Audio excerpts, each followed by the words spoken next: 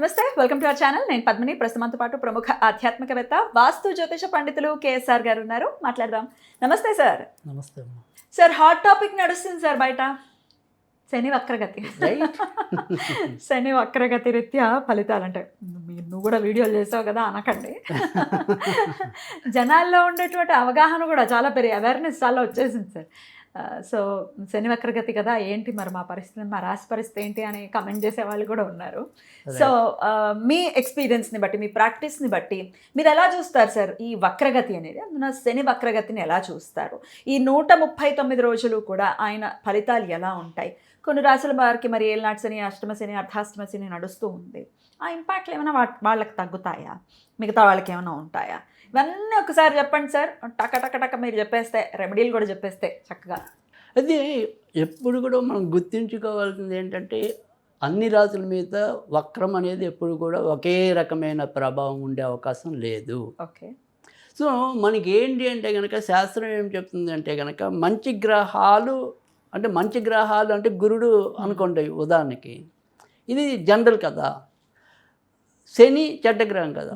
So చెడ్డ గ్రహాలు వక్రించినప్పుడు దాని ఫలితం అంత ఎఫెక్టివ్ కాదు అని, తగ్గుతుంది అని.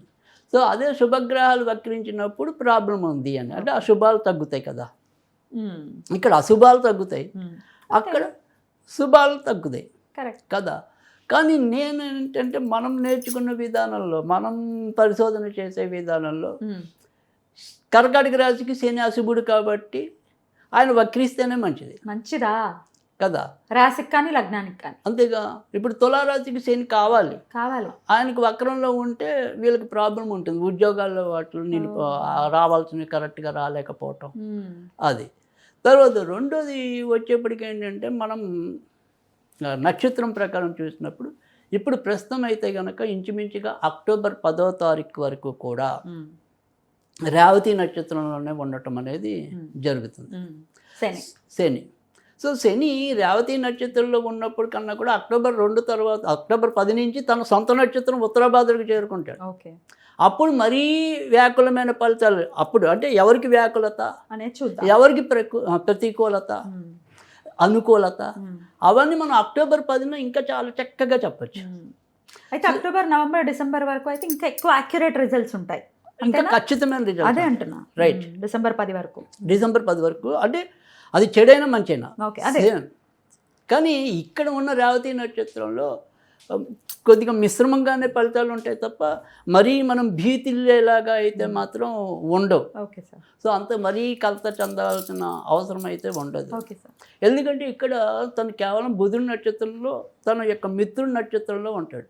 సో బలం కొద్దిగా తక్కువ ఉంటుంది, ఎందుకంటే బేసిక్గా బుధుడు మంచివాడు కాబట్టి. కానీ అదే ఉత్తరభద్ర నక్షత్రం వచ్చేప్పటికి ఆయన బలం, ఆయన సొంత నక్షత్రం అది. సో అందుకని దీన్ని ఒకే ఘాటిన కట్టలేము. Okay sir. కానీ ఇక్కడ రేవతి నక్షత్రంలో ఉన్నంతకాలం మేషరాశి వారికి బుధుడు షష్టమాధిపతి కాబట్టి ఖచ్చితంగా అనారోగ్యాలు ఉంటాయి. సో అదే వృషభ రాశి వారికి ధన పంచమాధిపతి కాబట్టి ధనం ఖర్చు అనేది ఎక్కువ ఉంటుంది, సంతానపరంగా ఏవో రకమైన సమస్యలు వస్తూ పోతూ ఉంటాయి. అదే మిథున రాశి వారికి వచ్చేప్పటికి ఏంటంటే లగ్న చతుర్థాధిపతి కాబట్టి ఇంట్లో ఎప్పుడు కూడా ఒక ఇబ్బంది వదిలితే మరొక ఇబ్బంది తగులుకోవటం అనేది ఒకటి. వీళ్ళకి కూడా ఎముకలు, నరాలు, కీలకు కానీ ఊపిరితిత్తులకు సంబంధించిన కానీ అనారోగ్యాలు రావడానికి మిథున రాశి వారికి ఉంటుంది.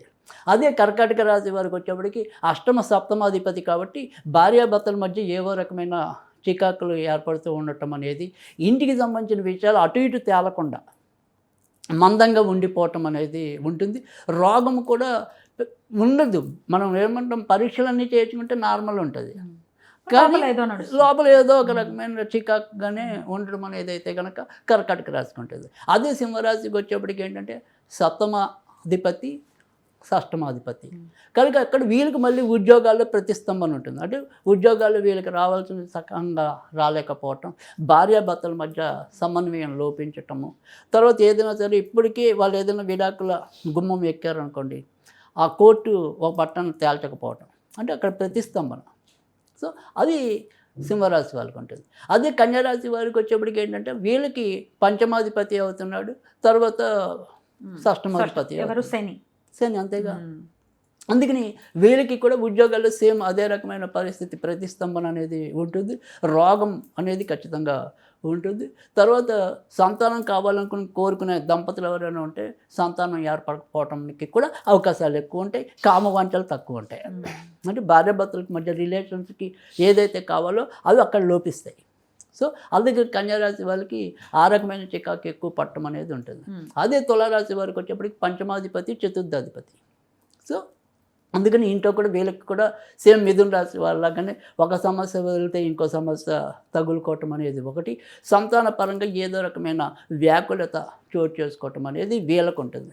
అంటే ఇప్పుడు సపోజ్ సంతానం ఉంది, మొండితనం ఉంది, లేదా రోగం వచ్చింది, వాళ్ళకు పట్టణం నయం కాదు. సో అందుకని సంతానం యొక్క విషయాల్లో వీళ్ళు ఎంతో కొంత శ్రద్ధ వహించటం అనేది తులారాశి వారి కోసం. అదే వృశ్చిక రాశి వారికి వచ్చేప్పటికి తృతీయాధిపతి అయ్యాడు, చతుర్థాధిపతి అయ్యాడు. అంటే ఇతరులతో, తోబుట్టువులతో అవ్వచ్చు, రక్త సంబంధీకులతో ఏవో రకమైన గొడవలు వస్తాయి. తర్వాత కాంపిటేటివ్ ఎగ్జామ్స్లో ఫెయిల్ అవుతారు, ఎందుకంటే వీళ్ళు అనుకున్నట్టుగా ఆ స్కిల్స్ అనేవి బయటికి రావు. సో అందుకని వృశ్చిక రాశి వారికి అయితే కనుక ఆ రకమైన సమస్యలు ఉండటం అనేది ఒకటి. తల్లిగారి ఆరోగ్య విషయంలో జాగ్రత్తగా ఉండాలి. చతుర్థాధిపతి చతుర్థ స్థానంలో ఉంటాడు కాబట్టి తల్లి ఆరోగ్యము, తల్లి ప్రవర్తన, తల్లి విషయాలు అనుకోండి ఆ రకంగా ఉండటం. రుణం కోసం ప్రయత్నిస్తున్నట్టయితే, అంటే రుణం తీసుకుని ఇల్లు తీసుకుందాం అనుకున్నాం కానీ ఇల్లు ఒక పట్టణ ఆ రుణం మంజూరు అవ్వదు, ఎందుకంటే ఈయన ప్రతిస్తంభంలో ఉంటాడు కదా. సో అందుకని వెంటనే ఆ గృహానికి సంబంధించిన రుణాలు రాలేకపోవటం అనేది ఉంటుంది. తర్వాత ధనుర్రాశి వాళ్ళకి వచ్చేప్పటికి ధనాధిపతి ఆయన అయిపోయాడు, తృతీయాధిపతి కూడా ఇది అయిపోయాడు. అందుకని ఆర్థికంగా మందకొడి వాతావరణం ఉంటుంది, సమయానికి అనుకున్నంత ధనం రాలేకపోవటం అనేది ఉంటుంది. తర్వాత ఎక్స్ప్రెషన్స్ కూడా వీళ్ళు కూడా వీక్ అవుతారు. అబ్బా ఇంతకంటే నేను బాగా చెప్పి ఉండేవాడిని కదా, ఆ రోజు ఎందుకో నేను చెప్పలేకపోయాను, ఈ రకమైన శోభ ధనుర్రాశి వాళ్ళకు ఉంటుంది. తర్వాత తోడబుట్టిన వాళ్ళు ఎవరికైనా ప్రమాదం అంటుకెళ్ళే అవకాశాలు ఉంటాయి. సో అది ధనుర్రాశి వాళ్ళకు ఉంటుంది. తర్వాత మకర రాశి వారికి వచ్చేప్పటికి లగ్నాధిపతి ఆయనే, ధనాధిపతి ఆయనే. కనుక వీళ్ళు కూడా ఆరోగ్య విషయంలో ఖచ్చితంగా జాగ్రత్త తీసుకోవాలి. ప్రస్తుతం వీళ్ళకున్న గ్రహస్థితిలో అష్టమ స్థానంలో కూడా కేతు ఉన్నాడు ఆల్రెడీ, ఇప్పుడు శుక్రుడు కూడా చేరున్నాడు. సో అందుకని ముఖ్యంగా ఏదైనా సరే గుండెకి సంబంధించిన ఒకటి, డయాబెటీస్ మీద వచ్చేవి ఒకటి, వీటి విషయంలో చాలా కేర్ తీసుకోవాలి మకర రాశి వాళ్ళు. తర్వాత రెండోది ఏంటంటే వీళ్ళకి కూడా ఆర్థికంగా వాళ్ళు ఎంత కష్టపడుతున్నా కూడా రావాల్సిన, ఆల్రెడీ వీళ్ళు ఏదైనా కాంట్రాక్ట్ బిజినెస్లో కానీ, రియల్ ఎస్టేట్ కానీ ఇలాంటివి ఏమైనా ఉంటే కనుక అవన్నీ కూడా వాటికి సంబంధించిన మనీ సకాలంలో వీళ్ళకి విడుదల కాలేకపోవటం, ఆ బేరసారాలు సరిగ్గా సాగకపోయే అవకాశాలు అయితే కనుక మకర రాశికి ఎక్కువ ఉంటాయి. అదే కుంభరాశి విషయానికి వచ్చేప్పటికి వీళ్ళకి రాశి అధిపతి, వ్యయాధిపతి.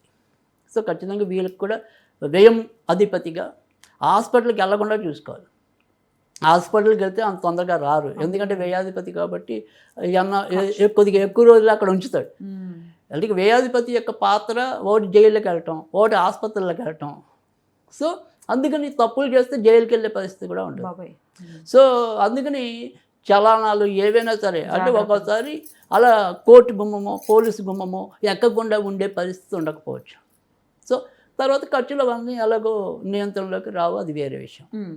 సో ఆరోగ్యం కూడా ఖచ్చితంగా జాగ్రత్త తీసుకోవాలి. అదే మీనరాశికి వచ్చేప్పటికి వ్యయాధిపతి, లాభాధిపతి రెండు ఆయన. సో ఆ లాభాలను అంటే ఉద్యోగాల్లో కానీ, వ్యాపారాల్లో కానీ ప్రతిస్తంభన, సకాలంలో డబ్బులు రావు.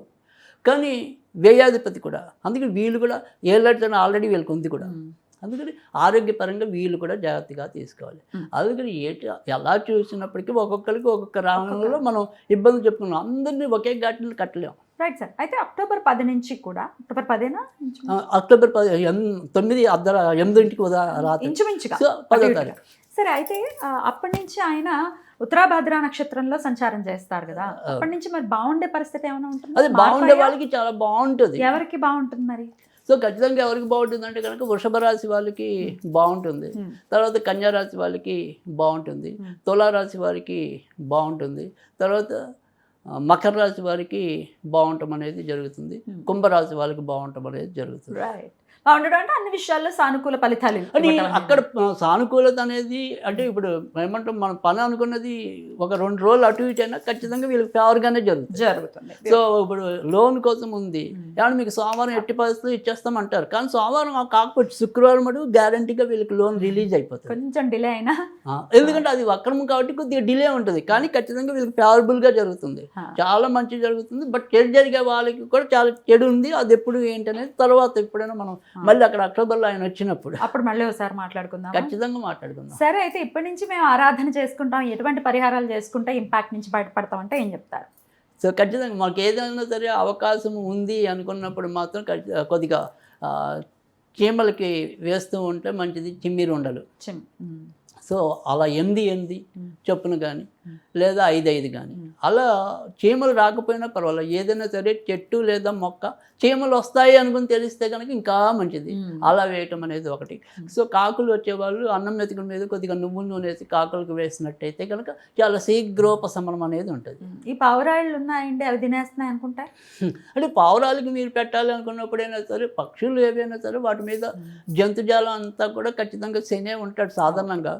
సో పావురాల మీద ఏంటంటే శని బుధుల కాంబినేషన్ ఉంటుంది.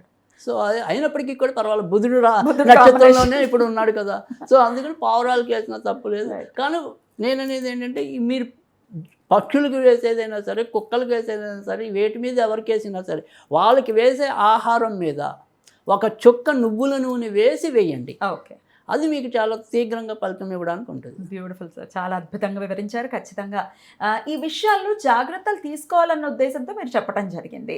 ఖచ్చితంగా ఆ విషయాల్లో జాగ్రత్తలు తీసుకుని చెప్పినటువంటి పరిహారం కూడా చేసుకుని శని వక్రగతి నెగటివ్ ఇంపాక్ట్స్ నుంచి మన వాళ్ళు బయటపడాలని మనస్ఫూర్తిగా కోరుకుంటూ కృతజ్ఞతలు సార్. నమస్తే.